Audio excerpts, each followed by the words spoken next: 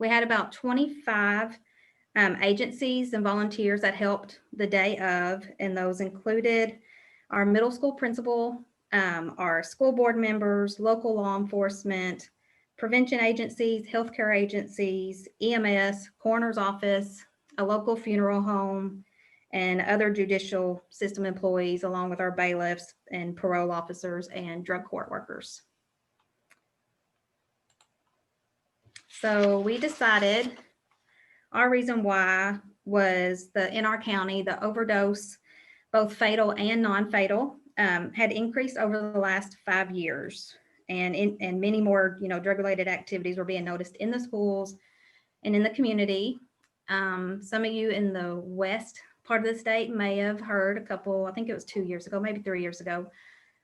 We did have a teacher that is now in the pen for bringing drugs on school property, having a former student in her house who actually OD'd and died at her house. So it was a big problem, and it was really getting noticed, and we knew we had to do something preventative in our county. So this is just a couple of pictures of how we did have it in the years past, all in the gym. All 3 judges would be up on the stage, which just put them a little more like a court appearance, with them being a little bit higher than the students, but we still had lines that would back up. The year before we changed it, we did bring in bailiffs to kind of make it a little more realistic for them, to help keep the kids in line while they were waiting for the judges. And so this was also some other reasons. You notice in the first picture, there's a lot of distraction in the lines waiting for the volunteers. This was actually a school board member who was volunteering. These 2 kids were in a play fight, whatever they were doing, just very distracting, very disrespectful to our volunteers. And we really didn't feel like they were getting anything out of the program, not like they should. So it was actually our judge who wanted it to change it and said they need to come to the courthouse. We need to make it where they can come to the courthouse, go to court, and just make it a little more real life for them, a little more impact. So let's see. So the past year, we decided that we would have part of it in the gym and part of it at the courthouse. So this was actually from that same year. This is the same kid sitting here that's fighting here, and then sitting before the parole officer at the courthouse. He went before the family court judge, and his scenario was actually just his friends had done something. He just happened to be there. So it was just by association. So he could have pled not guilty and been fine. And the judge kept asking him, do you realize the consequences? You pleading guilty, you have a future ahead of you. You have this and that, like really trying to get it through to him that he didn't have to take the blame for something that his friends did. And he just kept saying, and I quote, "I ain't no snitch." He said it probably 5 or 6 times. So, and also, I'm not from that county, but some of the people who were said his family is probably had some run-ins with police and other illegal activity. And so it's just really sad to think that at 8th grade, it was already ingrained in him to not snitch, no matter what. Even if it sent him to jail for something he didn't do, he was not snitching. So that was just a real big eye-opener, especially for me, to see that and think middle school, and think back when I was in middle school, hopefully we didn't have, we weren't doing that. We weren't thinking like that. But this is a sample schedule of what we did. Of course, this was our first year. So of course, after you do something for the first time, there's always something you want to change. But we had our volunteers arrive at 7:30 to beat the school traffic, beat the buses. Judge Williams, who's the one who got us going to the courthouse, she gave an introduction to the program. We also had a scenario by some of the youth on the Yes Youth Council do a skit. That's one thing I would change. It needed a little more work. They didn't have microphones. We couldn't even hardly hear what they were doing. But so that's just one thing to work on. And then of course we had them split them into 2 groups. So the whole class, about 130 or so kids, split them into 2 groups. First group would stay and do what we called their minor scenario. And that was a scenario that did not lead to court. It could just be handled by a health agency or by, just something in-house, not to go before the judge. So once they went through there and finished at the gym, they'd load the buses and go to the courthouse. And for them, we gave them a second scenario, and this one does take them before the judge. And our judges had a docket with the names of the kids and their scenario, whatever they were there for. So they got called up one by one. We had 3 courtrooms, 3 judges. So we were able to split half the class now into 3 groups. So they all went before the judge. And then when they came back to the courthouse, came back to the school, the second group would come into the gym, do the same thing, do their minor scenarios, load the bus, get their second scenario, and go to the courthouse. So that did leave a gap for our volunteers at the gym. It gave them probably close to a 2-hour gap, which they could leave or they could switch out. It did help some of the volunteers that if they needed to use 2 people that day, you know, the one that did the morning could leave, go back to work, the other one could come in and do the afternoon.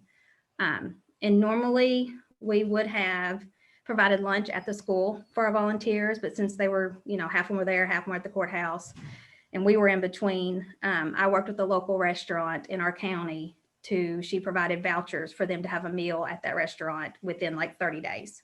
So we still provided a meal, just not that day. And I know that's really hard to read. That was just our sample volunteer letter, and, you know, which is all in the curriculum. That's with Truth and Consequences on our internal site and stuff. All that's there. I just changed out, you know, our information and the time and the date. And I believe we offered a training if they wanted to come to the extension office and kind of look at the scenarios and see what they would be seeing. We also emailed out the scenarios so they could see it ahead of time.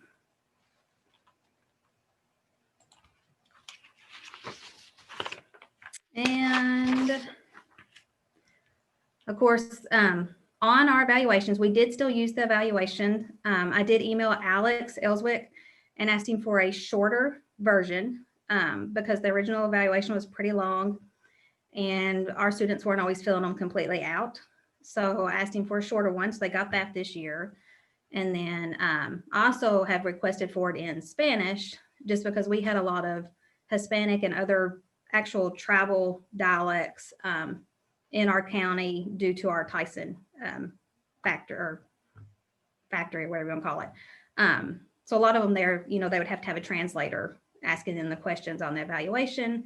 And so I said, if we could at least have it in Spanish, where maybe they might answer it a little more honestly than having to say those answers out loud to an adult. So, but these were some of the quotes, student quotes. You know, it was the scariest part was going before the judge. The judge said every action has a consequence, and that has stuck with me. Hopefully it'll stick with them for a long time. You know, I believe this is the best way to teach kids about drugs and what they can do. And then of course our volunteers loved it. You know, they thought the courthouse was a very powerful addition to it. And then they really enjoyed participating and thought it was a great way to kick off the event with a skit, which is what they did, you know, at the gym before it got started. And let's see, our future plans. The committee, you know, they really liked the changes that we made going to the courthouse and everything. But they wanted to, let's see, Commonwealth Attorney at Court. Well, he called a couple of months later because he wanted to try to implement this in some of the other counties that he was involved with to get them to kind of change it up and go to the courthouse. So if you can get the judges and the judicial system like on your committee and committed to doing this and get them to the courthouse, I think it's really impactful. But every county, you know, does something different. They wanted to address the dress attire just because they thought the kids maybe should realize that they're going to be going before the judge and going to the court, that they, you know, should dress a little more appropriately if they could. And then how the students were placed in the courtroom. Like I said, we had 3 courtrooms. One was where the kids could go up before the judge and then go out, meet with the parole officer and go out the side door and actually go down to the holding cell and come back up. The other one, the main courtroom, we had them all on one side, and now we figured for the next time, we'll start them all out on the opposite side. And then once they go up after they've been called, they can come back around and sit on the other side just so they're separated. Just little details that came up, you know, after doing that. So this is just a quote I like. An ounce of prevention is worth a pound of cure, which, you know, in extension, we don't always see those quick results, those, if they learn something. But hopefully with this little bit of prevention, we've prevented something in the long run for some of these kids. So that's just a good reminder, some of our results aren't real quick results. But that was pretty much it in a nutshell. I don't know if anybody have any questions. I knew I wouldn't talk real long, but I just want to go over some of the changes that we made. And if you have questions, feel free to unmute yourself and ask those. Or if your mic's not working, if you want to type them in the chat box, I'll make sure. So Sally wants to know, how many kids do you have in the 8th grade? That class had about 130 or so.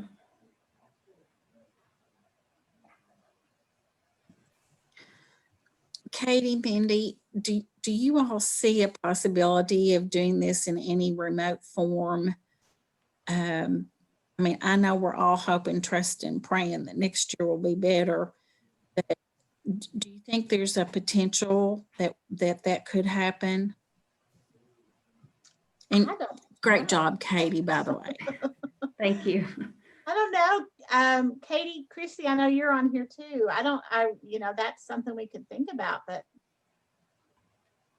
I don't know. Yeah, I don't know. I don't know how they impact, because I know like Christy, because I went to Clinton County, like back when I was, I think in maybe Breckenridge County, because I know they did it out the fairgrounds, I think maybe, and had like the actual like coroner or EMS come in, and that was very impactful, but we just didn't have the place to do that.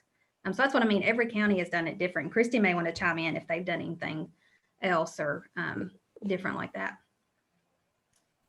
Yeah, I mean, we still try to stick to an offsite location too. I mean, we haven't moved to a courthouse yet, just because ours isn't of a size to accommodate.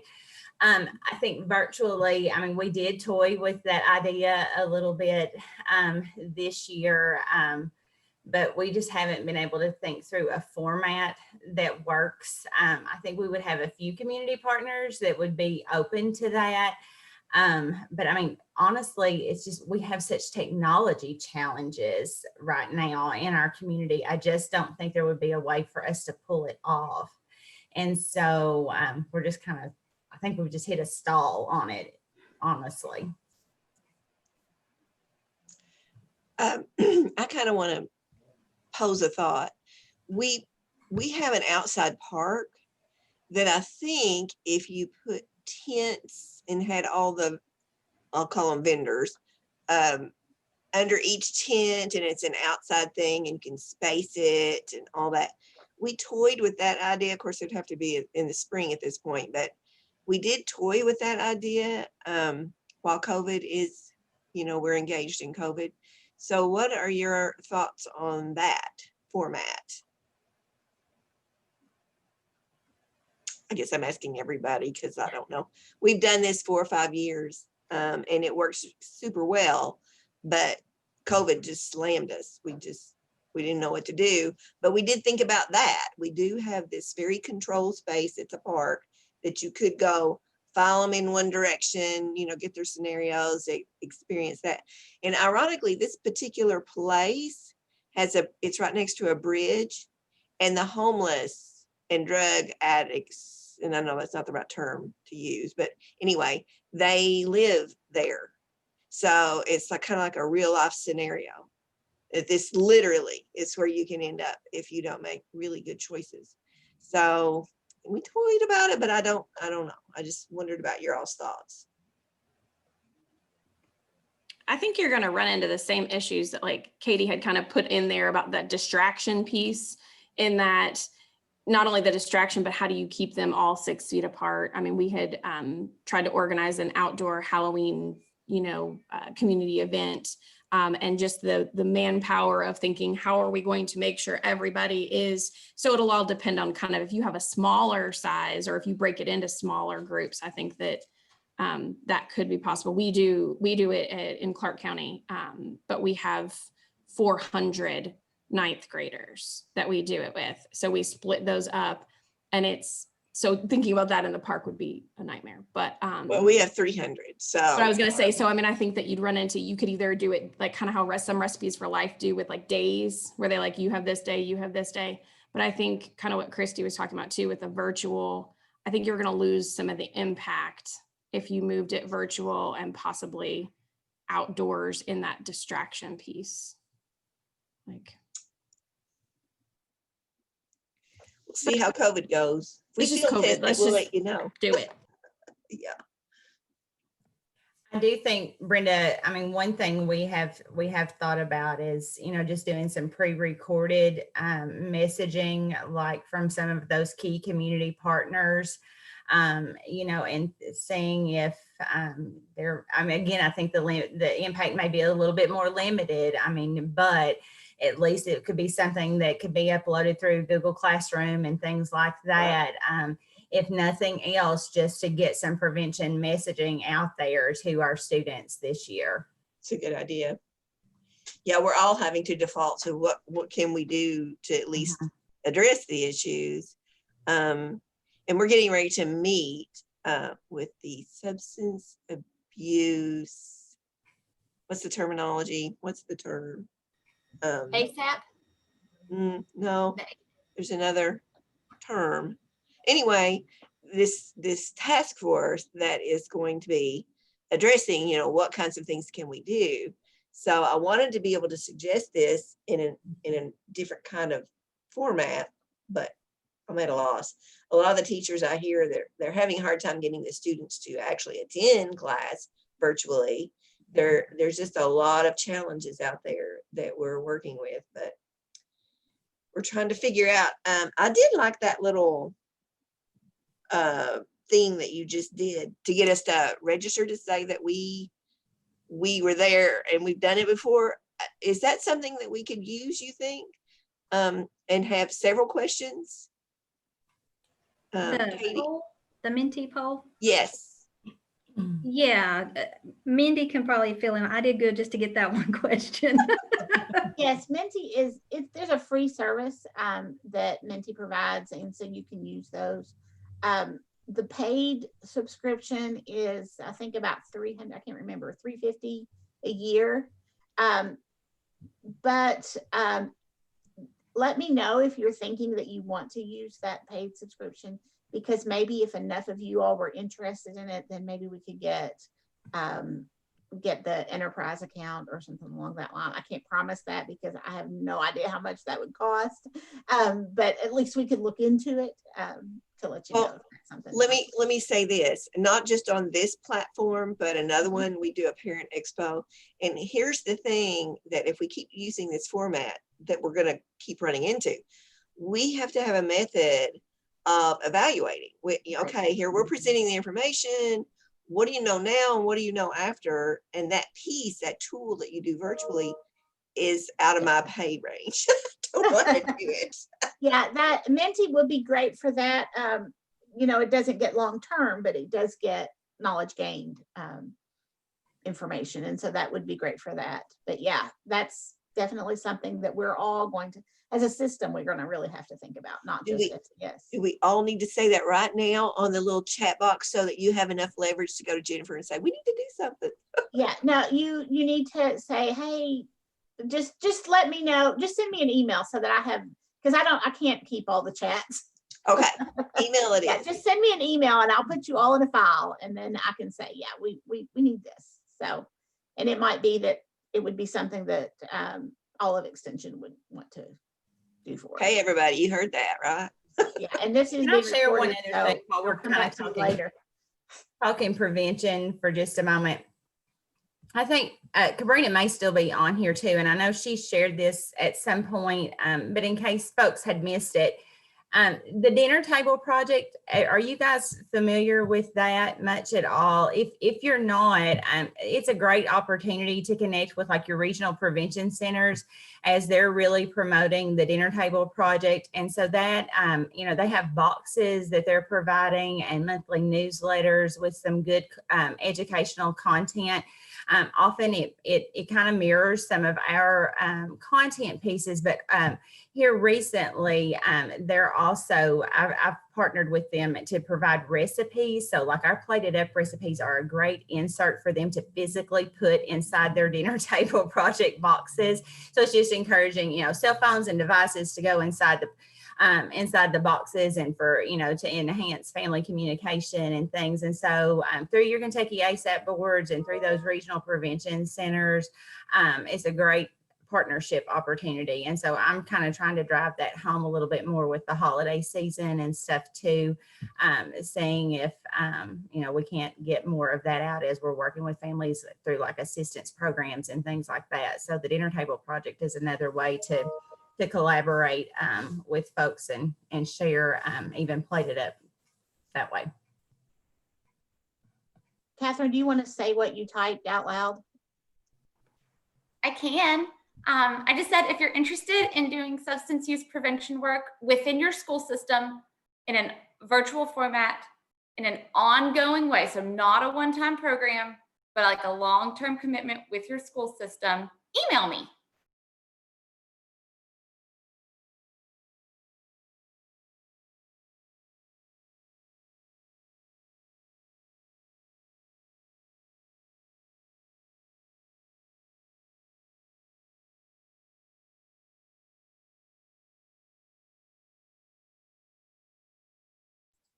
Do we have any other questions?